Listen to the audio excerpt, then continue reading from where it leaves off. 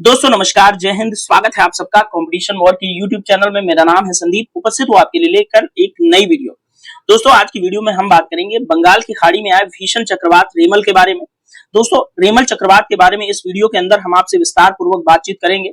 साथ ही चक्रवातों के नामकरण की जो पद्धति होती है उस पर भी बातचीत करेंगे और चक्रवातों के प्रकार के बारे में भी हम पूरा अच्छे तरीके से विश्लेषण करने वाले हैं। दोस्तों यदि आप चैनल पर नए हैं तो सबसे पहले इस चैनल को सब्सक्राइब करके बेल आइकन को हिट कर दीजिए ताकि आने वाले वीडियोज के जो नोटिफिकेशंस हैं आपको टाइम टू टाइम मिलते रहें। तो आइए दोस्तों शुरू करते हैं आज की वीडियो को। दोस्तों हमेशा की तरह हम अपनी बातचीत की शुरुआत न्यूज़पेपर की कटिंग के माध्यम से करते हैं जिसमें आपको करंट सिनेरियो पता चलता है। यहाँ पर आपको स्क्रीन पर बड़ा बड़ा लिखा हुआ दिख रहा है कि बंगाल में तटीय इलाकों से 1 लाख लोग हटाए गए। चक्रवात रेमल, प्रधानमंत्री ने तैयारियों की समीक्षा की।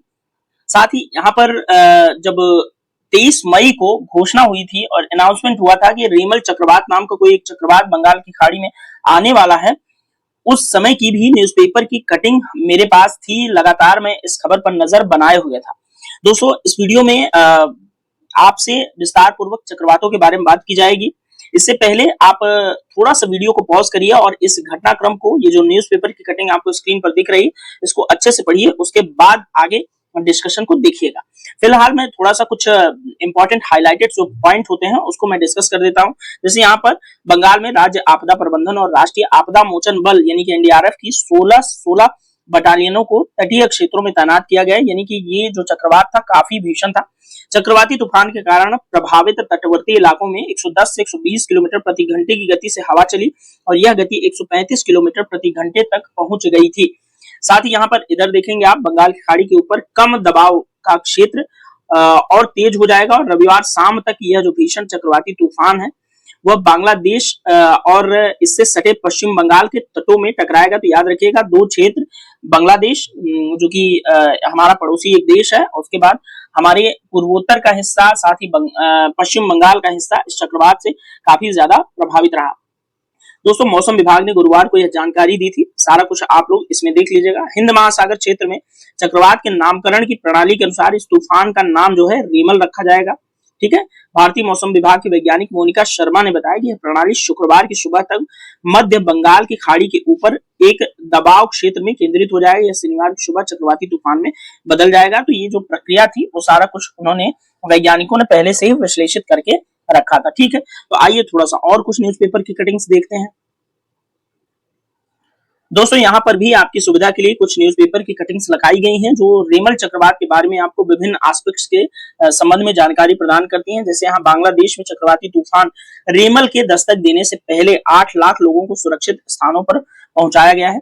साथ ही इस वीडियो को थोड़ा सा पॉज करिए, उसके बाद विस्तार पूर्वक इन जो न्यूज़पेपर की कटिंग्स है आप उसको पढ़िए। आइए वीडियो में आगे बढ़ते हैं। दोस्तों दैनिक भास्कर न्यूज़पेपर की एक पिक्चर यहाँ पर शेयर की गई है जहां पर आपको बंगाल की खाड़ी, ये है बे ऑफ बंगाल। ठीक है, ये बंगाल की खाड़ी है जहां पर आप चक्रवात को बनते देख रहे हैं। ठीक है। उसके बाद चक्रवात का जो संभावित अनुमानित लोकेशन और तूफान से प्रभावित क्षेत्र भी यहाँ पर देख सकते हैं। तो ये जो ग्रीन सर्किल आपको दिख रहा है ये तूफान से प्रभावित यानी कि रेमल चक्रवात ने जहां पर ज्यादा प्रभाव डाला वो वाला क्षेत्र है। साथ ही अनुमानित लोकेशंस जो थी ये यहाँ पर 20 से थी, लेकिन ये प्रभावित क्षेत्र ये वाला है। आप लोग ध्यान रखिएगा। कोलकाता से और बांग्लादेश, चिटगांव, इम्फाल वगैरह से आप ये लोकेशन समझ गए होंगे कि आखिर इंडिया के किस कोने की लोकेशन की बात चल रही है। दोस्तों यहाँ पर रेमल चक्रवात के संबंध में कुछ थोड़ा बहुत खबरें हैं, उसको देख लीजिए। जैसे रेमल चक्रवात का नाम जो है ओमान ने दिया। ये एक उष्णकटिबंधीय चक्रवातों का एक प्रकार है, याद रखिएगा। जैसे दोस्तों 2024 में प्री मानसून सीजन में इस क्षेत्र में आने वाला ये पहला चक्रवात होगा, याद रखिएगा, इंपॉर्टेंट होगा। अरबी भाषा में दोस्तों रेमल का मतलब होता है रेत यानी कि बालू। ठीक है। जैसे इस क्षेत्र में कुछ और चक्रवात 2021 में आए थे। जैसे 2021 में आया रेमल, 2020 में आया अम्फान और 2019 में आया फानी, आइला आया 2009 में। साथ ही पश्चिम बंगाल और सुंदरबन को इन चक्रवातों से काफी ज्यादा नुकसान होता है। आप जानते हैं कि सुंदरबन जो है एक वर्ल्ड हेरिटेज साइट है और पर्यावरण की दृष्टि से काफी संवेदनशील क्षेत्र है।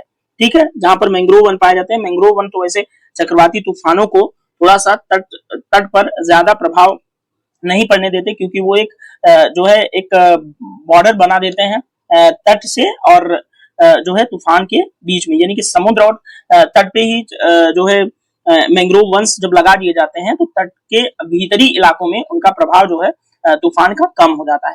साथ ही यहाँ पर एक अध्ययन देखेंगे कि 2022 में एक अध्ययन पाया गया कि चक्रवात जो है 2021 से 2019 तक अरब सागर में चक्रवातों की आवृत्ति में जो है 52% बढ़ोतरी हुई है, जबकि बंगाल की खाड़ी में चक्रवातों की आवृत्ति थोड़ी सी कम हुई है। ठीक है, तो इसको थोड़ा सा ध्यान पूर्वक आप देखते रहिएगा, इंपॉर्टेंट होगा ये। यहाँ पर कुछ इंपॉर्टेंट फैक्ट्स आपकी एग्जाम के पॉइंट ऑफ व्यू से आपको जरूर मिलेंगे। चलिए अब हम वन बाय वन समझते हैं कि चक्रवात होता क्या है बड़ी ही आसान भाषा में।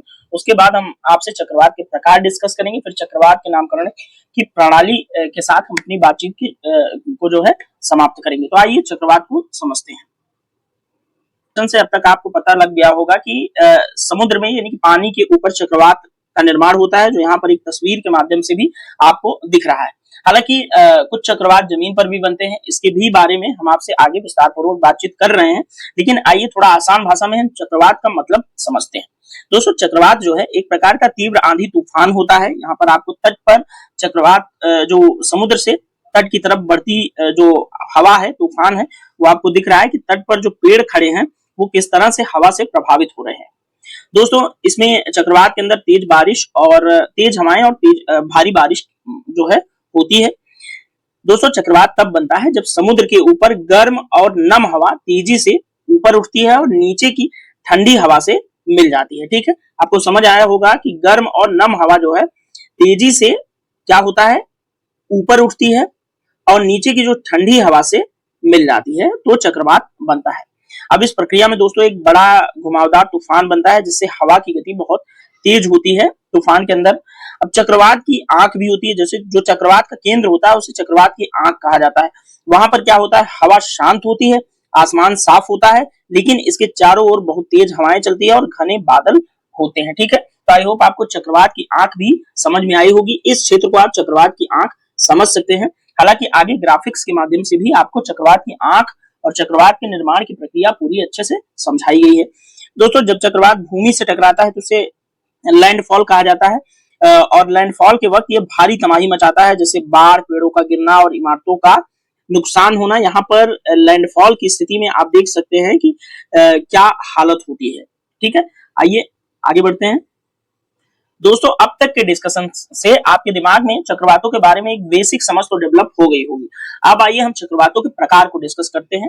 चक्रवात दोस्तों दो प्रकार के होते हैं बेसिकली, एक उष्णकटिबंधीय चक्रवात, दूसरा शीतोष्ण कटिबंधीय चक्रवात। इन दो मुख्य प्रकारों को हम यहाँ पर आपसे डिस्कस करेंगे।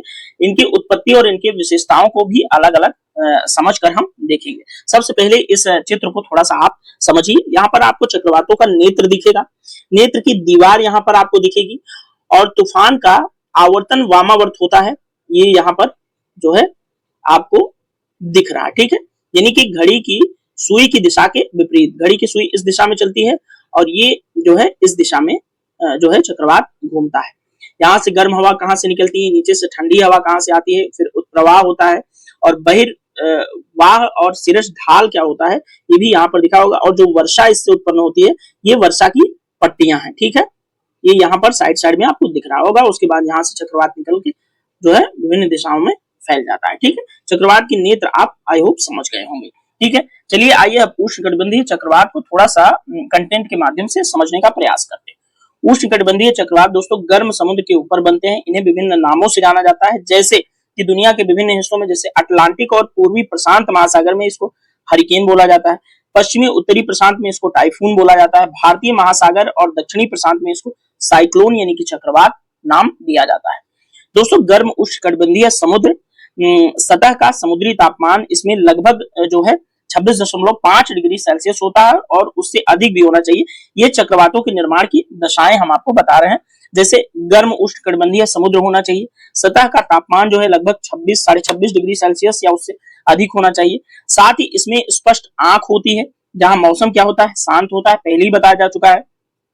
और इससे क्या होता है कि बहुत तेज हवाएं चलती हैं जो तकरीबन 74 किलोमीटर प्रति घंटे यानी कि 119 किलोमीटर प्रति घंटे या उससे अधिक भी हो सकती हैं। 74 मील की बात की जा रही है, किलोमीटर तो होगा 119 किलोमीटर प्रति घंटा। ठीक है, इसमें क्या होता है दोस्तों, भारी बारिश होती है जिससे बाढ़ का भी खतरा होता है। और उत्तरी गोलार्ध में चक्रवातों की स्थिति क्या होती है, वामावर्त होती है, और दक्षिणी गोलार्ध में चक्रवात जो है दक्षिणावर्त की तरफ घूमते हैं। ठीक है, तो आई होप आपको उष्णकटिबंधीय चक्रवात के बारे में इतनी जानकारी समझ आई होगी। अब यहाँ पर हम दुनिया के विभिन्न हिस्सों में किस तरह के चक्रवात आते हैं इसका नाम थोड़ा देख लेंगे, क्योंकि इस तरह का जो प्रश्न आता है, ये सारणी आपके लिए उत्तर प्रदेश पीसीएस या जो थोड़े से वनडे वाले एग्जाम होते हैं उसके लिए काफी ज्यादा इंपॉर्टेंट होता है, और ये उनके फेवरेट क्वेश्चन होते हैं। जैसे कैरिबियन सी में जब चक्रवात आए तो इसको हरिकेन बोलते हैं, चाइना सी में आए तो टाइफून बोलते हैं, हिंद महासागर में इसको ट्रॉपिकल साइक्लोन यानी कि उष्णकटिबंधीय चक्रवात बोलते हैं, जापान में टाइफून बोलते हैं, और नॉर्दर्न ऑस्ट्रेलिया में या ऑस्ट्रेलिया आप समझ सकते हैं तो इसको विली विलीज बोलते हैं, फिलीपींस में इसको बगियो बोलते हैं, और अमेरिका में हरिकेन या टॉर्नेडो जो है इस उष्णकटिबंधीय चक्रवातों को इन विभिन्न नामों से पुकारा जाता है। बहुत ज्यादा इंपॉर्टेंट होगा। ठीक है, चाहे तो आप इसको स्क्रीनशॉट वगैरह लेकर के भी रख सकते हैं। आइए अब थोड़ा सा और आगे बढ़ते हैं। हम उष्णकटिबंधीय चक्रवातों के बाद दूसरा प्रकार जो चक्रवातों का होता है शीतोष्णकटिबंधीय, उसको समझने का प्रयास करते हैं।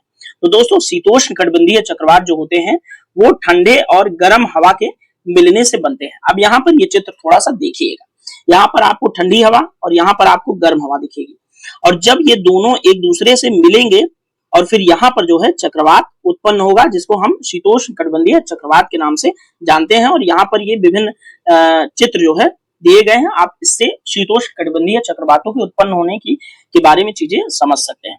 दोस्तों शीतोष्णकटिबंधीय चक्रवातों को एक्स्ट्रा ट्रॉपिकल साइक्लोन या मिड लैटिट्यूड साइक्लोन के नाम से भी जाना जाता है। इंपॉर्टेंट होगा, याद रखिएगा।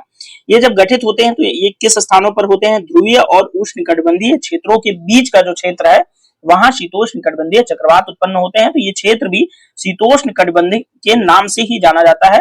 तो ध्रुवीय और उष्णकटिबंध का जो क्षेत्र होता है उसको शीतकटिबंध ही बोलते हैं, तो इसलिए इन चक्रवातों को शीतोष्णकटिबंध के नाम से जाना जाता है। अब इसमें तापमान कैसा होना चाहिए, तो ठंडे क्षेत्र बनते हैं और समुद्र के तापमान की आवश्यकता इसमें जो है नहीं होती।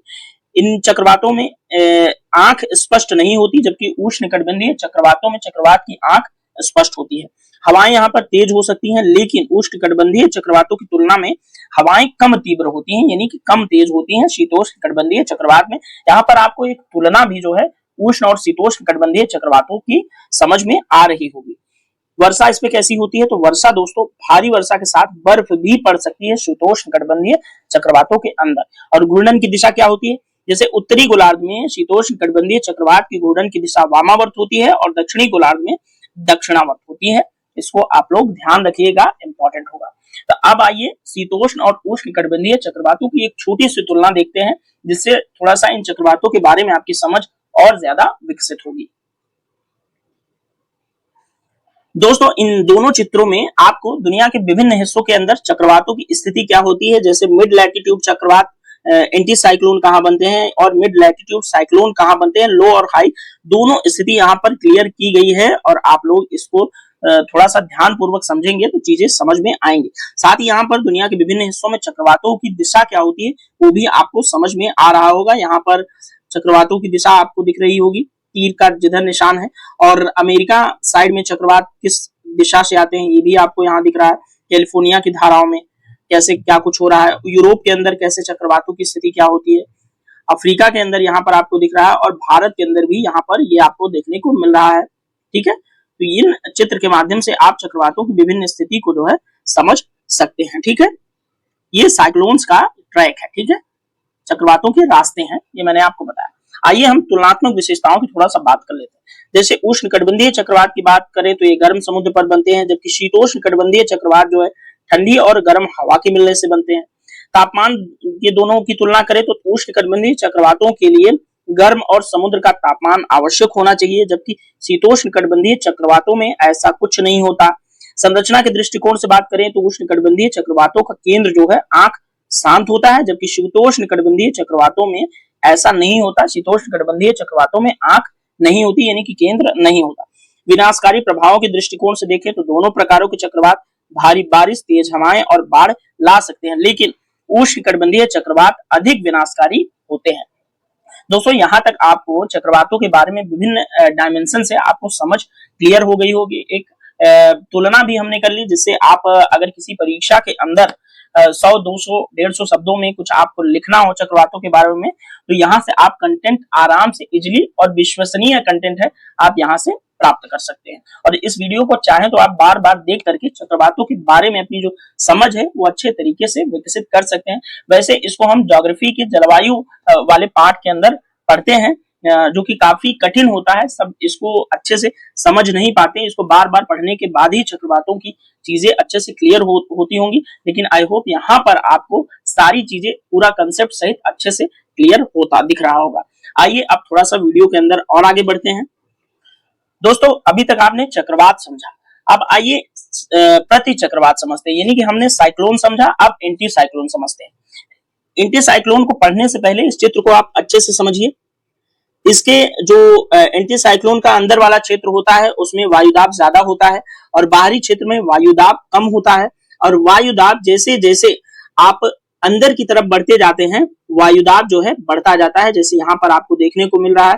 बाहरी क्षेत्र में वायुदाब कम हुआ, फिर थोड़ा सा और आगे गए 1005 मिलीबार हुआ, फिर 1010, फिर 1015, फिर 1020, उसके बाद यहाँ पर ज्यादा जो है वायुदाब डेवलप हो जाता है। ठीक है, अब चक्रवातों को, प्रति चक्रवात को थोड़ा सा कंटेंट के माध्यम से समझेंगे। तो ये क्या होता है दोस्तों, ये उच्च दबाव वायुमंडलीय प्रणाली है, यानी कि हम प्रति चक्रवात की बात कर रहे हैं, जिसमें हवा केंद्र से जो है बाहर की ओर बहती है। जैसे यहाँ पर ये तीर के माध्यम से हम हवाओं की स्थिति समझ सकते हैं कि हवा ये केंद्र से बाहर की ओर बह रही है, ये दिख रहा है आपको। ठीक है, इसके जो है कुछ इंपॉर्टेंट पॉइंट्स हैं, इसको हम समझ लेते हैं। जैसे प्रति चक्रवात का केंद्र जो है उच्च दबाव वाला होता है, बीच का क्षेत्र, ये मैंने आपको पहले ही बताया। उत्तरी गोलार्ध में हवा दक्षिणावर्त होती है, ठीक है, घड़ी की सुई की दिशा में घूमती है। दक्षिणी गोलार्ध में वामावर्त होती है, यानी कि घड़ी की सुई की विपरीत दिशा में घूमती है। मौसमी प्रभाव क्या होता है प्रति चक्रवातीय स्थिति में, तो आसमान साफ होता है, कम बादल होते हैं, कम वर्षा होती है, शुष्क मौसम होता है, स्थिर और शांत भी होता है मौसम प्रति चक्रवातीय स्थिति के अंदर। स्थिरता में क्या होता है, तो लंबे समय तक एक ही क्षेत्र में मौसम काफी स्थिर होता है प्रति चक्रवातीय स्थिति के अंदर। प्रति चक्रवात दोस्तों सामान्यतः साफ और शुष्क मौसम के लिए जिम्मेदार होता है, और अक्सर हवाएं जो है ठंडी हवाएं ये प्रति चक्रवात ला सकते हैं। तो आई होप दोस्तों आपको अच्छे से ग्राफिक्स के माध्यम से, चित्र के माध्यम से प्रति चक्रवात यानी कि एंटी साइक्लोन समझ में आया होगा।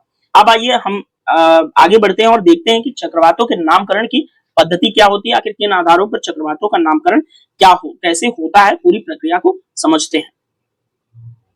दोस्तों चक्रवातों के नामकरण की पद्धति की बात करें तो यह एक वैज्ञानिक प्रक्रिया है, जो कि विश्व मौसम विज्ञान संगठन और विभिन्न क्षेत्रीय मौसम विज्ञान केंद्रों द्वारा ये प्रक्रिया संचालित की जाती है।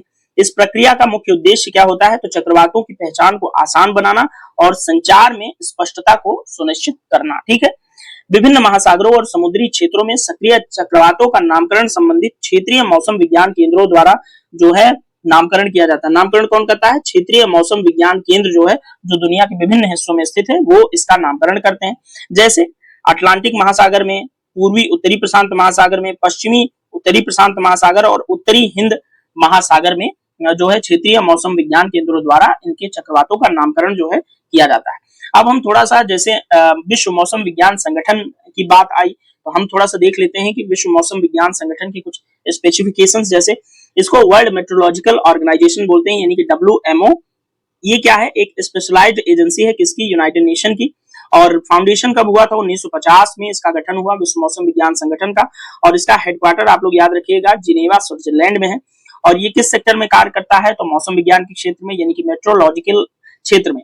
अब आपसे कभी सवाल पूछा जाए कि क्या भारत जो है विश्व मौसम विज्ञान संगठन का सदस्य है, तो याद रखना है कि आपको बताना है कि हाँ, भारत जो है विश्व मौसम विज्ञान संगठन का सदस्य है। दोस्तों उत्तरी हिंद महासागर का जो क्षेत्रीय मौसम विज्ञान केंद्र है, उसके अंदर भारत, बांग्लादेश, म्यांमार, पाकिस्तान, श्रीलंका, थाईलैंड और ओमान ने अपने अपने क्षेत्रीय मौसम विज्ञान संगठन बनाए हैं। ठीक है, प्रत्येक RSMC यानी कि क्षेत्रीय मौसम विज्ञान केंद्र एक नामों की सूची पहले से ये तैयार रखते हैं। यह सूची आमतौर पर सदस्य देशों द्वारा प्रस्तावित नामों का एक संकलन होती है।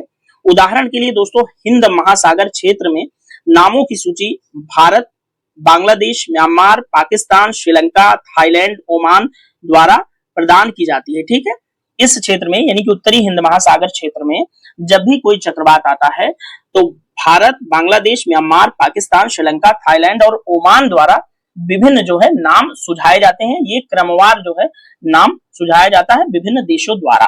ठीक है, जब किसी क्षेत्र में एक चक्रवात का गठन होता है और वह एक निश्चित तीव्रता तक पहुंचता है तो क्षेत्रीय मौसम विज्ञान केंद्र उस चक्रवात का नाम सूची में चयन करता है। ठीक है, याद रखिएगा, इंपॉर्टेंट होगा।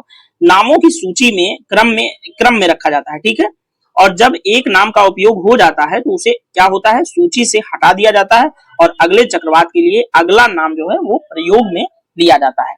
दोस्तों, नाम कैसे होते हैं? सरल होता है, छोटा होता है, उच्चारण करने में आसान होता है और नाम की राजनीतिक, धार्मिक और सांस्कृतिक संदर्भ से मुक्त होना चाहिए। यानी कि जो भी नाम चक्रवात का रखा जाए उसका किसी भी तरह से राजनीतिक, धार्मिक, सांस्कृतिक जो है संबंध नहीं होना चाहिए, ताकि वे किसी समुदाय की भावना को आहत न करे। आई होप आपको जो चक्रवातों के नामकरण की पद्धति है वो विस्तार पूर्वक समझ में आई होगी।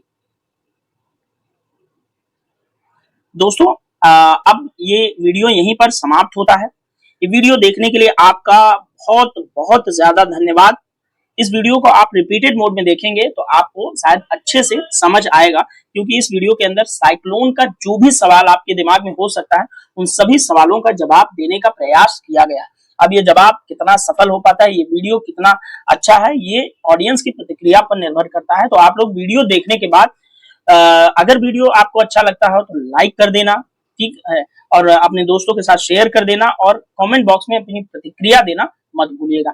दोस्तों, इस वीडियो में इतना ही, मिलेंगे नेक्स्ट वीडियो में, तब तक के लिए thank you so much, bye bye, good day.